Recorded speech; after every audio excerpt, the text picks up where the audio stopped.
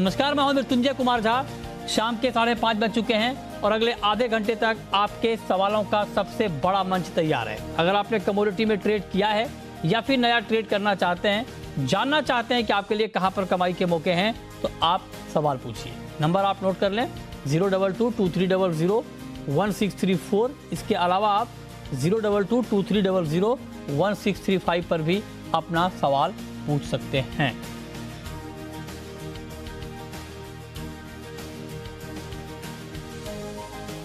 और चलिए चर्चा की शुरुआत करेंगे, लेकिन सबसे पहले बात कर लेते हैं हम चांदी की, क्योंकि चांदी में ज़बरदस्त तेज़ी का माहौल बन गया है। और इस वक्त अगर आप देखें तो MCX पर चांदी का भाव 1500 रुपये से ज़्यादा की तेज़ी के साथ ट्रेड कर रहा है। 56,590 ये चांदी का ताज़ा भाव है। क्या चांदी की ये तेज़ी टिकेगी? ये चांदी में ये तेज़ी आई क्यों है? इस पर बात करने के लिए हमारे साथ अनुज गुप्ता हैं, IIFL सिक्योरिटीज़ के, बीरेन वकील हैं पैराडाइम कमोडिटी के, और साथ ही वायदा कारोबार AWL कॉम्प्लेक्स में शुरू करने की खबर पर हमारे साथ दो एक्सपर्ट होंगे, डॉक्टर बीबी मेहता EDC के और बाबूलाल डाटा प्रेसिडेंट मोपा के। आप सभी का बहुत बहुत स्वागत है। चर्चा की शुरुआत चांदी के साथ। बीरेन जी, क्या लग रहा है आपको चांदी की तेजी के पीछे की वजह क्या है और ये तेजी आपको कितनी टिकाऊ लग रही है? इंडिया की इंपोर्ट डिमांड काफ़ी स्ट्रॉन्ग है लास्ट ईयर की तुलना में। साथ ही साथ जो यूरोप में मेटल प्रोडक्शन में जो कटबैक हुआ है और दुनिया में जितनी चांदी होती है उसकी 60-65% as a metal by product निकलती है। तो मेटल का प्रोडक्शन के साथ नेचुरली उसका आउटपुट भी कम होता है। तो मुझे टेम्पररी इसमें थोड़ा सप्लाई का शॉर्टेज लग रहा है और फेस्टिव डिमांड भी है यहाँ। तो बाय एंड लार्ज यहाँ दिवाली तक ये मार्केट धीरे धीरे बट अच्छी सी रिकवरी देगा। अच्छा, तो आप कह रहे हैं कि दिवाली तक अच्छी रिकवरी गोल्ड का मार्केट, सिल्वर का मार्केट देगा। अनुज जी, ट्रेडर को क्या करना चाहिए इस भाव पर? 56,580 के आसपास का भाव है। एग्जैक्टली इस भाव पर क्या ट्रेडर को लेना चाहिए? मृत्युंजय जी, गुड इवनिंग। देखिए, आज सिल्वर ऊपर आने का रीजन, सबसे बड़ा रीजन ये कि एक तो आज आपका बर्थडे है सर, इसलिए मार्केट ने भी उसको सेलिब्रेट किया है। अरे चलिए, बहुत बहुत धन्यवाद अनुज जी। लेकिन मतलब चांदी की तेजी के पीछे अगर मेरा बर्थडे वजह हो तो ये तो कमाल की बात है सर। देखिए, आज निफ्टी पे आप देखिए, निफ्टी पे 18,000 गया है सर काफी समय के बाद। कमाल और गोल्ड सिल्वर भी बढ़े हैं सर काफी दिनों के बाद। तो कुछ तो है सर आज के दिन में, जिसकी वजह से मार्केट बढ़ा है। ठीक बात है। तो सर इसलिए बढ़ा है मार्केट। दूसरा रीजन सर ये है कि लास्ट वीक हमने एक अच्छा मोमेंटम गोल्ड सिल्वर में रिकवरी होते हुए देखा था। तो जो ट्रेडिंग पॉइंट ऑफ व्यू से अगर हम बात करें तो खरीदारी का ही ट्रेड लेना चाहिए। हालांकि आज मार्केट करीबन 1500 पॉइंट बढ़ा है, तो करंट रेट तो ऑलरेडी काफ़ी हायर लेवल है। यहाँ पर मैं सलाह दूंगा थोड़ा डिप अगर मिलता है करीबन यहाँ से अगर मार्केट 55,700 55,800 के आसपास मिलता है तो खरीदारी का ट्रेड लेना चाहिए। टारगेट 56,800 57,000 तक के लेवल देखने को मिल सकते हैं। हमारा टारगेट $19.5 का था, जो कि आज ही यहाँ पर आ गया। हमें लगता है कि अभी फिलहाल इसमें $19.5 के ऊपर के लेवल आपको देखने को मिलेंगे और एक्सपेक्टेड है कि $20 तक के लेवल यहाँ पर आपको इस हफ्ते में देखने को मिल सकते हैं। और 57,500 58,000 तक के लेवल भी एक्सपेक्टेड है कि इस हफ्ते में आ सकते हैं। तो ट्रेंड अभी भी पॉजिटिव है।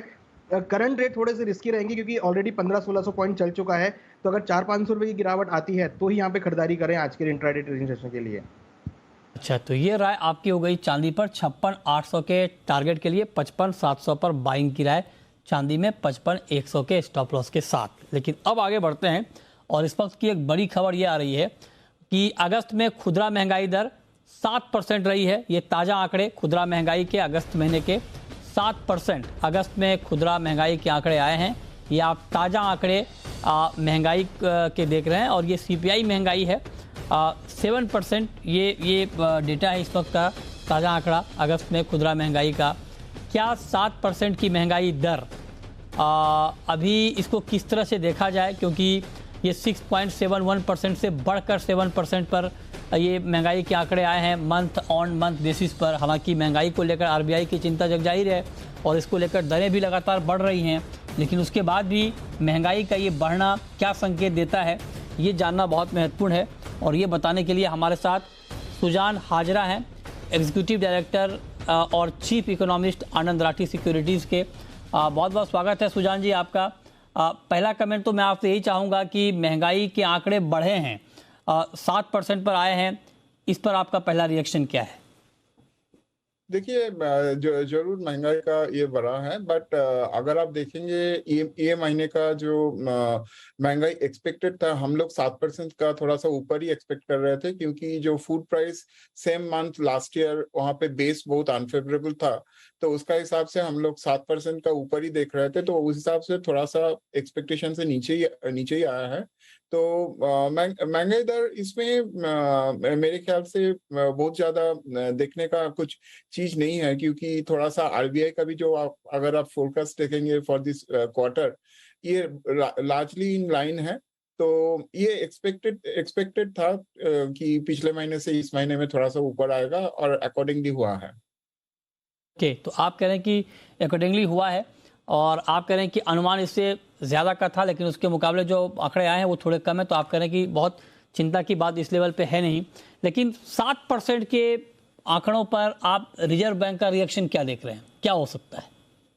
नहीं, ये तो सही है कि रिजर्व बैंक का जो हम लोग कंफर्ट जोन बोलते हैं कि 2% से 6% तक है, तो 7% काफी ऊपर है।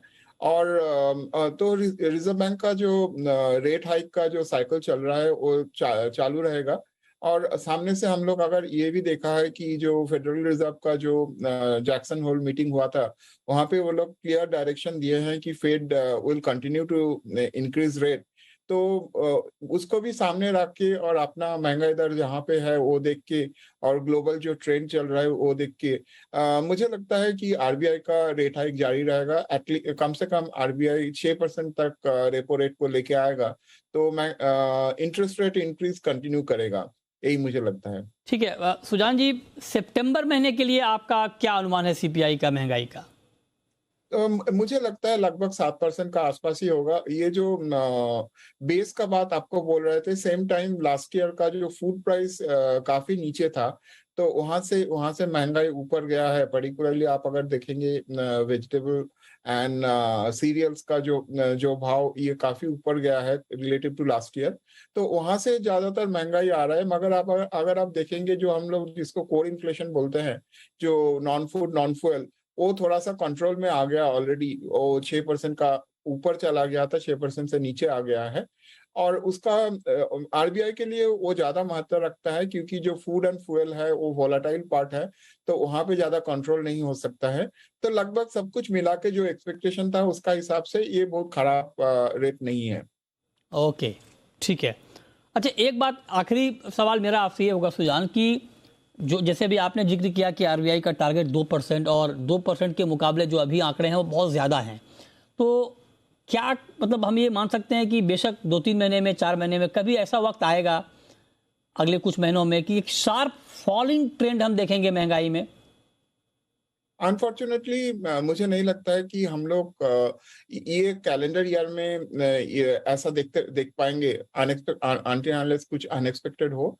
बट मेरे ख्याल से जो नया कैलेंडर ईयर शुरू होगा, पर्टिकुलरली मार्च 2023 में, इन्फ्लेशन 4% का आसपास आ सकता है, आरबीआई का कंफर्ट जोन तक आ सकता है।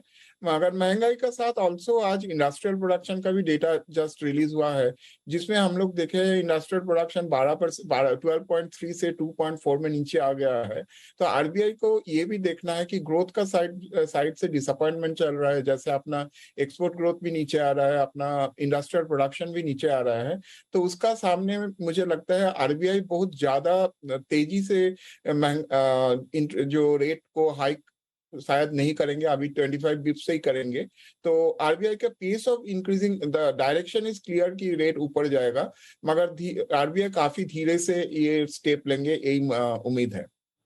ओके, ठीक है। बहुत शुक्रिया सर आपका हमारे साथ जुड़ने के लिए, और महंगाई के आंकड़ों पर अपनी राय हमारे दर्शकों तक पहुंचाने के लिए बहुत शुक्रिया आपका जुड़ने के लिए। चलिए आगे बढ़ते हैं, अब हम शुरू करते हैं सवाल जवाब। पहला सवाल है जिगर ठक्कर का, गुजरात से जुड़ रहे हैं हमारे साथ। पूछिए ठक्कर साहब। सर, जन्मदिवस की मुबारक हो। बहुत बहुत शुक्रिया सर, बहुत बहुत शुक्रिया जी। आज इंट्राडे में गोल्ड में क्या करना चाहिए? इंट्राडे में गोल्ड में क्या करना चाहिए? 50,725 ये इंट्राडे में अभी गोल्ड का भाव दिख रहा है, करीब करीब 200 रुपए की तेजी है। क्या करना चाहिए अनुज जी? देखिए, खरीदारी का ही ट्रेड रहेगा, मगर जैसा कि हम देख रहे हैं कि मॉर्निंग से मार्केट काफ़ी रिकवर हो चुका है और ऑलरेडी रेजिस्टेंस के आसपास है, तो थोड़ा करेक्शन होगा तो ही आप यहाँ पे बाय करें। अदरवाइज हो सकता है कि आप ट्रेड लें और मार्केट वहीं पे स्टेबल हो जाए, क्योंकि शाम को कोई डेटा भी ऐसा नहीं है। बट हाँ, ट्रेंडिंग इसका पॉजिटिव है। तो हमारा व्यू है कि अगर नीचे भाव 100 से 150 रुपये करेक्ट होते हैं 50, 400, 50, 500 के आसपास, तो आप खरीदारी कर सकते हैं। स्टॉप लॉस 50, 250 का रहेगा। टारगेट 50,800 से लेकर 50,900 तक हो सकता है। हम एक्सपेक्ट करें कि $51,000 का टारगेट भी यहाँ देखने को मिल सकता है, और $1735 से लेकर $1740 का जो नेक्स्ट लेवल है वो यहाँ पर देखने को मिल सकता है, जो कि आपको 1 या 2 दिन में देखने को मिल सकता है। तो बाय एंड डिप्स की स्ट्रेटेजी यहाँ पर देखने को मिल सकती है। ऑलरेडी प्राइस काफ़ी बढ़ चुके हैं, थोड़ा सा वेट करें, डिप आता है तो खरीदारी का ट्रेड ले सकते हैं। ओके, ठीक है। तो ये राय आपकी हो गई कि अभी करना क्या है गोल्ड में। अगला सवाल है मयंक का, हरियाणा से जुड़ रहे हैं, पूछिए Mayank. Many happy returns of the day Mrityunjay sir ji. आज आपका बर्थडे है, आपको जन्मदिन की बहुत बहुत शुभकामनाएं। बहुत बहुत शुक्रिया जी। जी शुक्रिया मयंक जी। सर, जी बिजनेस चैनल को दिलचस्प और शानदार बनाने में आपका और अनिल सिंह सर का बहुत बड़ा हाथ है। बहुत शुक्रिया, बहुत आभार आपका जी। आप लोगों की मोहब्बत है, हम लोग ऐसा कर पाते हैं जी। हाँ जी सर, मेरा सवाल चांदी के ऊपर है। 55,200 पे 2 लोट चांदी बाय है सर। मैं अनुज सर से पूछना चाहता हूँ कि एग्जिट करूँ या भी होल्ड करूँ। 55,200 पर आपकी बाइंग है? हाँ जी सर। ओके, तो बीरेन जी आप बताइए सर, आपको क्या लग रहा है? मैं फिलहाल बुलिश हूँ। यहाँ से सिग्निफिकेंट अपसाइड मुझे दिख रही है, मैं भी 60 के ऊपर, तो मैं तो उनको होल्ड करने की रिकमेंड करूँगा। और बताना भूल गया, आपको बहुत ढेर सारी शुभकामनाएं जन्मदिन के हिसाब से। ठीक है, अगला सवाल अंकित का है, मुंबई से, पूछिए अंकित जी। मैंने happy returns of the day Mrityunjay ji. बहुत बहुत धन्यवाद sir, thank you so much. Sir, आपको एक ये कॉम्प्लीमेंट देना चाहूंगा कि ये जो कमोडिटी का शो जैसे आप हैंडल करते हैं, वैसे किसी एंकर के हैंडलिंग में मजा नहीं आती। अरे बहुत शुक्रिया सर, ये आप ही लोगों की मोहब्बत है कि इतने लंबे वक्त से हम कर पा रहे हैं ये शो, ये आप लोगों का प्यार है। जी जी, बहुत धन्यवाद सर। पूछें। मुझे जानना था कि आज नेचुरल गैस में इंट्राडे में क्या करना चाहिए। नेचुरल गैस में इंट्राडे में क्या करना चाहिए? 634 रुपये 60 पैसे का लेवल है, करीब करीब 0.25% की गिरावट इस वक्त दिख रही है। बताइए अनुज जी, क्या करना चाहिए नेचुरल गैस में? देखिए, लास्ट वीक भी हमने एक नेगेटिव ट्रेंड इसमें आता हुआ देखा था। हमें लगता है कि थोड़ा सा बियरिश मोड में है अभी ये। हालांकि इसमें एक 620 का नीचे सपोर्ट है और ऊपर में करीबन 645 एक रेजिस्टेंस है। तो मुझे लगता है कि 640 645 के लेवल्स मिले तो वहाँ बिकवाली का ट्रेड ले सकते हैं। 662 का स्टॉप लॉस लगाएं, टारगेट नीचे 620 तक आ सकता है। तो ये रेंज मुझे लगता है कि नेचुरल गैस में सेल ऑन राइज का मार्केट देखने को मिल सकता है। अगला सवाल फरहान का है, रामपुर से जुड़ रहे हैं हमारे साथ, पूछिए फरहान। गुड इवनिंग सर जी। गुड इवनिंग, पूछिए। पहले तो मेरा एक आपसे निवेदन है कि आप छोटा मोटा स्टॉक कोई मेंथा ऑयल पर भी करिए। अच्छा। और मेंथा ऑयल तो 10-20 रुपए ऊपर जाता है और 20-30 रुपए गिर जाता है, तो यही चल रहा है। इसके अंदर कुछ तेजी मंदा 100-200 ही बनेगी ना बनेगी इसमें। अच्छा, ठीक है। बीरेन जी बताइए सर, मेंथा में ऐसा क्यों हो रहा है? जो इनकी शिकायत है वो कैसे दूर होगी? तो इसके वॉल्यूम काफ़ी नैरो हो गए हैं। एक ज़माने में काफ़ी वॉल्यूम रहते थे इसके। फिलहाल आप देखो तो ये सीमित दायरे में ऑलमोस्ट 980, 120 या तो एट द मोस्ट 980, 1030 के बीच लॉक हो गया है पिछले 3-4 महीने से। इसमें एक ही पैसिव हेजिंग जिसको बोले कि फिजिकल मार्केट के सामने अगर कोई फ्यूचर हेज करे तो इसमें 15% रिटर्न मिल जाता है। प्लेन ट्रेडिंग में तो मुझे ऐसा नहीं कोई अपॉर्चुनिटी फिलहाल दिख रही। अगला सवाल राजेंद्र का है, हरियाणा से जुड़ रहे हैं हमारे साथ, पूछिए राजेंद्र जी। जय माता की जी, आपको जन्मदिन की बहुत बहुत बधाई है जी। जी बहुत शुक्रिया राजेंद्र जी। जी जी, पूछें सर। मेरा दोनों एक्सपर्ट से सवाल है जी, गुबार के ऊपर क्या राय है जी? मेरे पास 4 साल हो गए फिजिकल में स्टॉक है जी। अच्छा, हाँ, दोनों एक्सपर्ट से आपका सवाल है। तो बीरेन जी बताइए सर, पहले तो आप बताएं क्या हो रहा है गुआर में? ये कभी ऊपर कभी नीचे, बहुत शार्प अप डाउन हो रहा है मार्केट सर। फिजिकल में मैं बस यूं ही सोच रहा था कि उन्होंने अगर 4 साल पहले हेज किया होता तो आज ये कॉस्ट उनकी जीरो हो जाती माल की। ये परमानेंट हेज, पेरेनियल हेज की कमोडिटी है, निरंतर ब्याज बदला रोल रिटर्न देती है। फिलहाल तो मैं ऐसा कहूँगा कि इसके सपोर्ट जोन में 46, 47 हम सपोर्ट मान सकते हैं। अपसाइड में 5100-5200 के आसपास रेजिस्टेंस मान सकते हैं। अगला जो सप्ताह है 20 सितंबर से सितंबर एंड, वो काफ़ी क्रूशियल रहेगा। मॉनसून की एग्जिट कैसी रहती है वो काफ़ी निर्भर है। अगला सवाल है कैलाश का, नागौर से हैं हमारे साथ, पूछिए कैलाश जी। हाँ जी, नमस्कार नितिन जी। नमस्कार, पूछिए। सर जीरे पे रिव्यू चाहिए था, क्या करना है जीरे के बारे में? जीरे में क्या करना है? 25,350 ये जीरा अक्टूबर वायदा की क्लोजिंग है, 335 रुपए की तेजी। तो अनुज जी बताइए। देखिए, अच्छा अनुज जी पहले आप ग्वार पे बता दीजिए सर, ग्वार पर आपको भी बोलना था। यस देखिए, ग्वार के अंदर हमारा बाय कॉल रहेगा, क्योंकि कहीं ना कहीं लोअर लेवल पे मार्केट रिकवर हुआ है और जिस तरीके से सडनली बारिश देखी है उससे थोड़ा बहुत एक्सपेक्टेड है कि क्रॉप खराब हो सकता है। हालांकि हमें लगता है कि ब्रॉडली एक रेंज में ही रहेगा, नीचे 4,700 और ऊपर में 5,100, तो ये ब्रॉड रेंज रहेगी।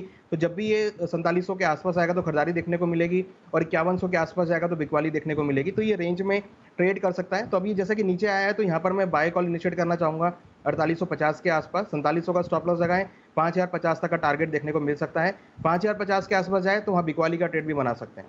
ठीक है, अगला सवाल है मुकेश का, हैदराबाद से हैं हमारे साथ। पूछिए मुकेश जी। जी मेरा सवाल गोल्ड के ऊपर है। हाँ। मेरा 50,594 पे 5 लॉट मिनी बाय है, सेल है, सॉरी सेल है। हाँ। अच्छा। और सिल्वर भी मेरा 55,840 पे मेरा सेल है, 5 लॉट। ओहो, सेल किया यहाँ पे। तो बीरेन जी क्या करना चाहिए इनको अभी? फिलहाल तो सेटअप बुलिश है, तो सिल्वर में तो at least nearly cost to cost से तो निकल जाना चाहिए। गोल्ड में 50,500 के आसपास निकल सकते हैं। ओके ठीक है, चलिए तो ये राय आपके लिए हो गई। अब आगे बढ़ते हैं, अब बात करते हैं एक और महत्वपूर्ण खबर की, और खबर ये है कि जिस एग्री कमोडिटी के वायदा कारोबार को पिछले साल बंद किया गया था, उस पर रोक लगाई गई थी, अब उसके शुरू करने की मांग काफ़ी तेज़ हो गई है। और अब आप देखिए कि अलग अलग संगठन लगातार सेबी को, सरकार को चिट्ठी लिख रहे हैं। और इस ताज़ा घटनाक्रम में अब नई चिट्ठी आई है सोपा की सी की तरफ से और मोपा की तरफ से, जो कि मस्टर्ड ऑयल का एक बड़ा ऑर्गेनाइजेशन है। और इन दोनों संगठनों ने चिट्ठी लिखकर ये कहा है कि तेल तिलहन वायदा को शुरू किया जाए। अब इस पर बात करने के लिए हमारे साथ एससीए के ईडी बीबी मेहता जुड़ चुके हैं। मेहता जी बहुत बहुत स्वागत है आपका। आपने भी चिट्ठी लिखी है सर, आपसे मेरी पहले भी बात हुई थी। मतलब क्या लगता है, आप कितनी चिट्ठी और लिखनी पड़ेगी वायदा शुरू करने के लिए? पहले तो आपको जन्मदिन की मुबारकबाद दे दूं। बहुत शुक्रिया सर, बहुत शुक्रिया। और मेरा ख्याल है कि अगले जन्मदिन के पहले हो जाएगा। सर इतना लंबा वक्त लगेगा? 1 साल? यहाँ तो हम चाह रहे हैं कि मिनी बर्थडे से पहले आ जाए। नहीं जरूर, बात मजाक में है। तो प्रयत्न सर क्या हुआ है, जो भी खास करके मई से अगस्त में जो क्रैश हुई मार्केट, कम से कम अगर देखे तो सीपीओ $900 नीचे आ गया था, सोयाबीन $500 आ गया था, और तभी हेजिंग की फैसिलिटी नहीं थी, तो काफी लोगों ने पैसा तोड़े, तो 1 साल में कमाए 1-2 महीने में चला गया। तो उसकी जरूरी है कि जिसके लिए हमने क्या सुझाव दिया है कि भाई इंटरसेट कमोडिटी जो है, सोयाबीन ऑयल है जो इंपोर्ट करता है, या तो पाम ऑयल है, उसमें आप खोल दीजिए। मैं जानता हूँ बाकी कमोडिटी में थोड़ा कंट्रोवर्शियल है तो हम छोड़ देते हैं टाइम भी, पर जो इसमें कंट्रोवर्सी नहीं है उसमें तो खोल सकते हैं, ताकि यहाँ लोकल वायदा बाजार भी चले और लोगों को हेजिंग की फैसिलिटी मिले। बड़े वाले तो केएलसी में के कहाँ करवा लेते हैं, पर जो मिडल या तो छोटे हैं उनको काफी तकलीफ हो रही है। बाकी रही जो फ्यूचर ट्रेडिंग में जो प्रॉब्लम हुआ था, डेली मार्जिन को डेली जो बोलते थे, उसमें थोड़ा सेबी को ध्यान रखना पड़ेगा कि जो लास्ट टाइम जो गलती हुई है वो गलती फिर से दोबारा न हो। हाँ जी। हाँ, तो एक बात सर और, मतलब आपने तो तेल और तिलहन के लिए चिट्ठी लिखी है, हालांकि आप उसी संगठन की उसी को आप रिप्रेजेंट कर रहे हैं, लेकिन आपको लगता है कि जो बाकी के फ्यूचर को रोका गया था, चना, व्हीट, उसको भी शुरू कर दिया जाए? नहीं, फर्स्ट से we are supporting future trading. तो जो प्राइस रिकवरी मैकेनिज्म है, हेजिंग फैसिलिटी, कोई भी कमोडिटी हो जहां वॉल्यूम ज्यादा है वहां जरूरी है कि हमारे पास फ्यूचर ट्रेडिंग की फैसिलिटी हो। क्यों बंद किया उसका रीजन आप भी जानते हैं, मैं भी जानता हूँ। तो मगर वो जब वो समय निकल गया है, फिर से हम वायदा शुरू कर सकते हैं, और जो खामियां थी वो एड्रेस भी करनी चाहिए ताकि फिर से रिपीटेशन नहीं हो। बात और सर, आपने चिट्ठी लिखी, आपका एक सहयोगी संगठन है मोपा, मोपा मतलब mustard oil producers association of India, Mopa ने भी चिट्ठी लिखकर कहा है कि हाँ ये बैन हटना चाहिए। मोपा पक्ष में है वायदा के, आप पक्ष में है, लेकिन आपका एक और भाई है सोपा, और सोपा का कहना है कि अभी नहीं होना चाहिए शुरू। तो सोपा का भी अपना तर्क मतलब कई मामलों में ठीक लगता है। उनका कहना है कि बहुत ज़्यादा फ्लक्चुएशन होता है, इंटरनेशनल मार्केट से कंपेयर नहीं करना चाहिए, वहाँ पर वॉल्यूम बहुत ज़्यादा होता है। इस पर आप क्या कहेंगे? नहीं, उनकी राय है। इसके लिए तो हमने जो कॉन्ट्रोवर्शियल जहाँ है, ओपिनियन डिफर हो रहा है, उसको छोड़ दिया है ताकि जो पॉसिबल है उसकी बात करें। तो उसके वजह से कि भाई आज सीपीओ में और तो एसबीओ में कोई प्रॉब्लम नहीं है, किसी की ऑब्जेक्शन नहीं है।